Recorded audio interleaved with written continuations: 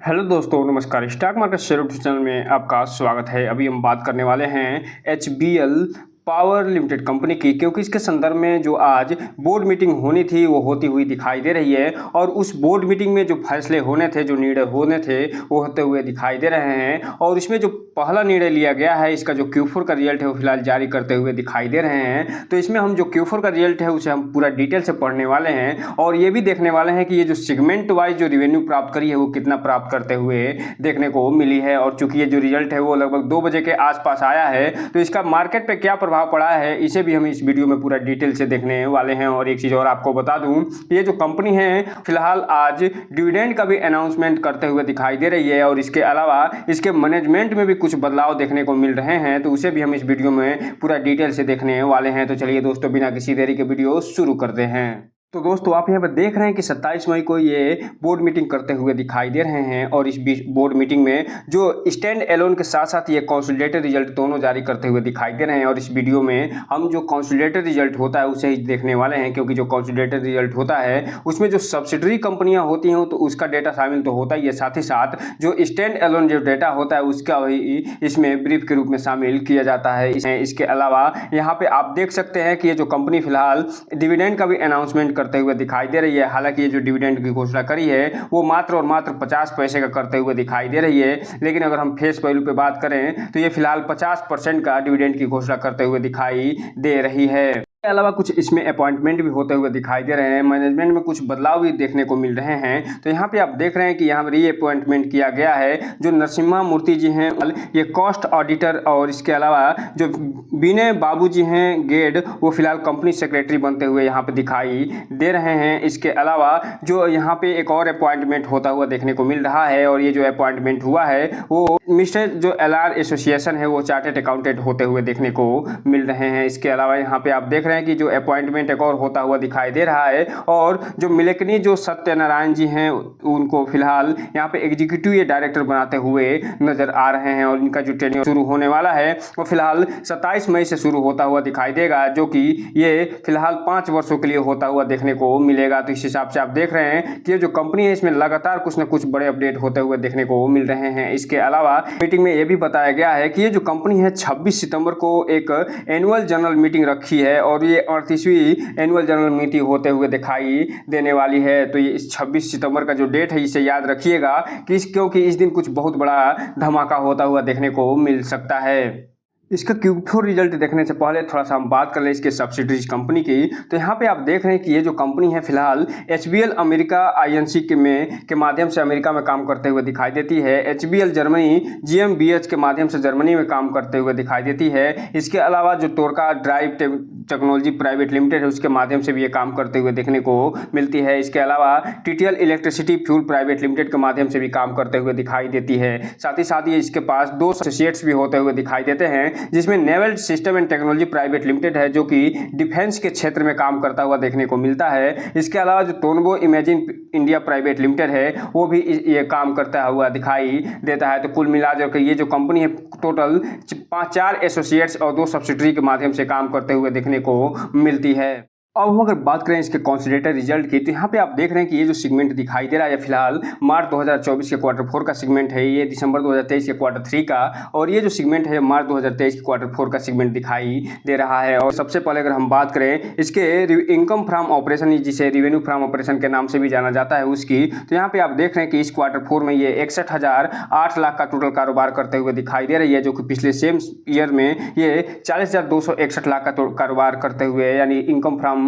Operation प्राप्त करते हुए दिखाई दी थी। जबकि बात करें क्वार्टर बेस पे तो 59,925 लाख का टोटल इनकम फ्रॉम ऑपरेशन प्राप्त करते हुए दिखाई दी थी। यहीं पे अगर हम बात कर ले इसके टोटल इनकम की, तो ये जो कंपनी है फिलहाल इस Q4 में 61,662 लाख का टोटल इनकम प्राप्त करते हुए देखने को मिल रही है, जो कि पिछले सेम क्वार्टर में 40,769 लाख का टोटल इनकम प्राप्त करते हुए दिखाई दी थी। वहीं अगर हम बात कर ले क्वार्टर बेस पे, तो ये जो कंपनी है 60,453 लाख का टोटल इनकम प्राप्त करते हुए देखने को मिली थी। तो कुल मिलाकर यहाँ पे देख सकते हैं आप ये जो कंपनी है इनकम फ्रॉम ऑपरेशन और टोटल इनकम में न केवल ईयर ऑन ईयर बेस पे जबरदस्त प्रदर्शन करते हुए देखने को मिल रही है, बल्कि क्वार्टर बेस पे भी ठीक ठाक प्रदर्शन दिखाते हुए नजर आ रही है। अब चूंकि आप जानते हैं कोई भी कंपनी अगर इनकम प्राप्त करती है तो कुछ एक्सपेंस भी करते हुए दिखाई देती है, और यहाँ पे आप देख रहे हैं कि इस क्वार्टर 4 में ये जो कंपनी है टोटल 49,366 लाख का एक्सपेंस करते हुए दिखाई दे रही है, जो कि पिछले सेम क्वार्टर में ये 37,040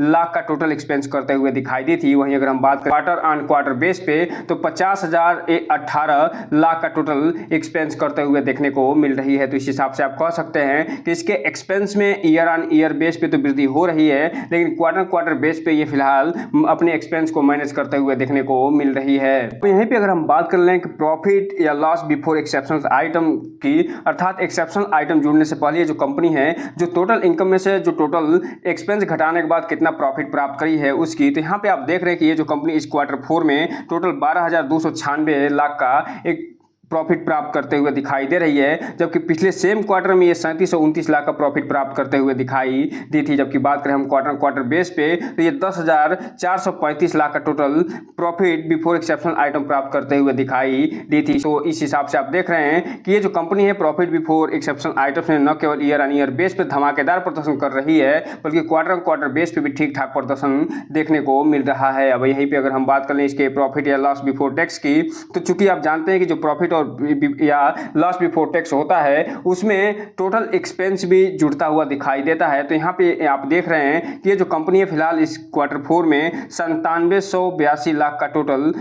प्रॉफिट बिफोर टैक्स प्राप्त करते हुए दिखाई दे रही है, जो कि पिछले सेम क्वार्टर में 3614 लाख का प्रॉफिट बिफोर टैक्स प्राप्त करी थी। वहीं अगर हम बात करें क्वार्टर बेस पे तो 10,151 लाख का टोटल प्रॉफिट बिफोर टैक्स प्राप्त करते हुए दिखाई दी थी। तो इस हिसाब से आप देखिए ये जो कंपनी है ईयर ऑन ईयर बेस पे तो धमाकेदार प्रदर्शन करते हुए दिखाई दे रही है, लेकिन क्वार्टर बेस पे इसके प्रॉफिट बिफोर टैक्स में कमी आते हुए देखने को मिल रही है। और ये जो कमी निकल के सामने आई है, यहाँ पे आप देख सकते हैं ये जो प्रॉफिट बिफोर टैक्स है उसमें एक्सेप्शनल आइटम के रूप में ये फिलहाल 2,513 लाख का घाटा होता हुआ दिखाई दे रहा है, जो कि 12,296 लाख में से घटाने पे ये फिलहाल 9,782 लाख का टोटल प्रॉफिट होता हुआ देखने को मिल रहा है। अब हम अगर बात कर ले इसके प्रॉफिट फॉर द पीरियड, जिसे वास्तविक प्रॉफिट या नेट प्रॉफिट के भी नाम से जाना जाता है, तो इस क्वार्टर 4 में ये जो कंपनी है ये टोटल 6553 लाख का प्रॉफिट करते हुए दिखाई दे रही है, जो कि पिछले साल सेम क्वार्टर में 3494 लाख का प्रॉफिट करते हुए दिखाई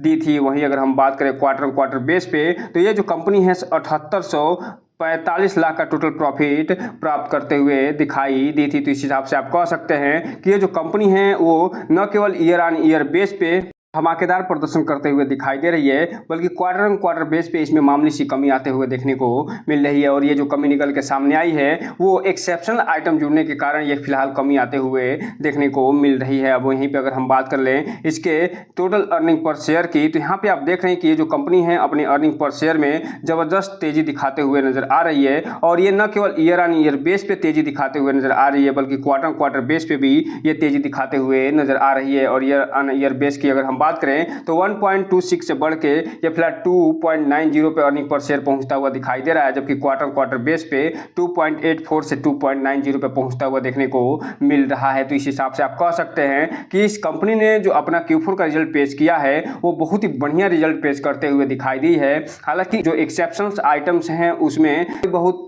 घाटा होने के कारण, उसको जो प्रॉफिट बिफोर टैक्स में घटाने के कारण इसका जो नेट प्रॉफिट है वो क्वार्टर बेस उतना बढ़िया आता हुआ नहीं दिखाई दे रहा है। लेकिन अगर इसमें एक्सेप्शनल आइटम नहीं जुड़ता तो ये जो कंपनी है ये जो इस रिजल्ट को ज़बरदस्त बनाते हुए नज़र आती। अगर हमें इसे स्टार के रूप में देना हो तो हमें इसे 3 से 4 स्टार देते हुए नज़र आएंगे। बात कर लें यहीं पे इसके सेगमेंट वाइज रेवेन्यू की, तो यहाँ पे आप देख रहे हैं कि ये जो कंपनी है जो मुख्य रूप से 4 सेगमेंट में काम करते हुए दिखाई देती है। और इस क्वार्टर 4 जो बीता है इसमें जो इंडस्ट्रियल बैटरी का सेगमेंट है उसमें 36,498 लाख का टोटल कारोबार करते हुए दिखाई दे रही है, जो कि न केवल ईयर ऑन ईयर बेस पे ज़्यादा है बल्कि क्वार्टर बेस पे इसमें मामूली सी कमी देखने को मिल रही है। जबकि बात करें हम इसके डिफेंस एंड एविएशन बैटरीज की, तो ये जो कंपनी है ईयर ऑन ईयर बेस पे भी अच्छा खासा प्रदर्शन दिखाई है और क्वार्टर बेस पे भी बढ़िया प्रदर्शन करते हुए नजर आ रही है। वहीं अगर हम बात कर लें इसके इलेक्ट्रॉनिक सेक्टर की, इलेक्ट्रॉनिक सेगमेंट की, तो ये जो कंपनी इलेक्ट्रॉनिक सेगमेंट में तो ईयर ऑन ईयर बेस पे ज़बरदस्त परफॉर्मेंस दिखाई है, बल्कि क्वार्टर बेस पे भी ठीक ठाक परफॉर्मेंस दिखाते हुए